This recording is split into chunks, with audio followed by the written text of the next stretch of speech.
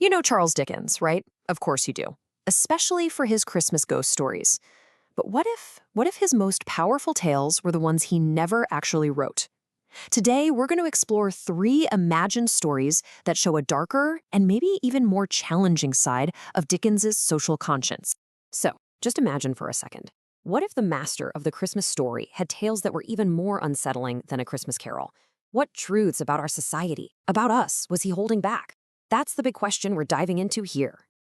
To really get these stories, you have to understand how Dickens saw ghosts. For him, they weren't just spooks and ghouls. No way. He believed a ghost is not an interruption of life, but an explanation of it. Think about that. Ghosts are the shape taken by the truths we try to ignore, the messengers of our own forgotten conscience. So, in these imagined tales, the whole idea of a haunting gets bigger. It's not just about one grumpy old miser anymore. It becomes a critique of society itself, of the systems we build, and the quiet little failures we all take part in. And here's the thing. The villains in these stories, they aren't evil monsters. Not at all. They're ordinary people, driven by what you might call ordinary comfort, ordinary caution, and ordinary indifference. And let me tell you, those 3 mild vices, when they all get mixed together, can be way more destructive than any dagger. All right, so let's get into our first story. It's all about a gentleman named Edmund Hargreaves. On the surface, he's a great man, a celebrated philanthropist. His name is literally carved in stone above a hospital gate. But his charity has a huge, fatal flaw. And that flaw is something called comfortable charity. It's a philanthropy of purses, not presents. It's all about writing checks, but never, ever showing up. It's a charity that's basically designed to keep suffering at a nice, safe, comfortable distance. So who do you think comes to haunt a guy like that? It's not some clanking demon, nope. It's this figure, almost transparent, wrapped in rags. This is the ghost of the forgotten poor. And they're forgotten not because of some grand cruelty, but because of something much more mundane. Sheer bureaucratic convenience. And this ghost doesn't just throw statistics at him. No, it shows him real people, actual faces. He sees the widow, totally tangled up in red tape. The worker, injured by a company that Hargreaves actually profits from. The child, locked out of school because of some rigid regulation. He's forced, maybe for the first time, to see the human cost of his clean, impersonal system. Then the ghost just delivers this absolutely devastating verdict. Hargreaves' compassion wasn't a real tool for change. It was just a pretty ornament, something to be admired, but never truly used. And his redemption? It is not easy. He doesn't just wake up happy. He goes from being benevolent to just being present.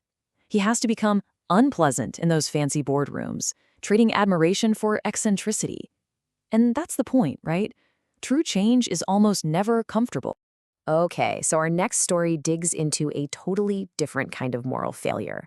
This isn't about doing something wrong. It's about the sin of doing, well, nothing at all. Let's meet Arthur Bellows. Arthur Bellows is what you'd call a respectable man. He's never cheated anyone, never even raised his voice. His whole life has been this narrow little path where he carefully avoids any kind of risk. The problem? He's done no harm, and he's done so little good. And the ghost that haunts him? This is fascinating. He's not visited by the dead. He's haunted by himself, by all the versions of him that could have been. He meets the spirit of unlived lives. So this spirit just starts showing him the lives he threw away, the inspiring teacher he could have been, but he gave that up, said it was impractical. The husband and father he was just too scared to become. The loyal friend he ditched just to stay in with the right crowd. Every single one is a ghost of a life he never lived. So it turns out Bellows' whole life of respectability, it wasn't a virtue at all. It was just fear. Fear dressed up in a nice suit, pretending to be prudent. As Dickens might have put it, respectability is often only fear wearing a clean collar. All right, for our last story, the camera pulls way back. We're moving from one person's conscience to the collective soul of an entire city, London itself. So get this. On one really strange Christmas Eve, London's own spirit, this ghost made of fog and smoke and memory, it just rises up. And it doesn't visit just one person. It haunts every single citizen, all at once, forcing them all to look at what they've become together. And the vision it shows them, it's not fire and brimstone. It's something way more chilling. It's a future London that's perfectly clean, perfectly orderly, perfectly efficient, and completely, totally without tenderness. It's a place where misery is managed, but it's never actually felt. And how did the city get this way? Well, it was lulled to sleep by two symbolic children. Now, you might remember Ignorance and Want from A Christmas Carol.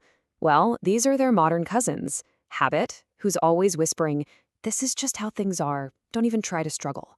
And Amusement, who's constantly shouting, "Look here, laugh here, forget here," distracting everyone so they never have to face the hard stuff. So, what's the big takeaway from all these lost stories? What's the final lesson? What is the haunting that this imagined Dickens thinks we really need today? Okay, so here's the crucial point. These stories suggest that we've kind of misunderstood what redemption even is. We tend to think of it as this one big, dramatic, overnight thing. Like what happened to Scrooge. But what these tales are really saying is that real change is something else entirely. Because true redemption isn't a moment. It is a habit, a daily practice, something you build slowly, something that gets tested all the time, and something that's really, really easy to neglect. That's the heart of it. And practicing this habit requires three very specific kinds of courage. First, the courage to look directly at suffering, at real people, not just statistics. Second, the courage to risk people not liking you for the sake of mercy. And third, the courage to always remember that human beings are not just numbers on a spreadsheet. And all of this leaves us with one final, pretty haunting question for ourselves, doesn't it? Is our compassion a beautiful ornament we just put on display for everyone to admire? Or is it an active, daily, and sometimes really difficult practice? That is the haunting Dickens leaves with us.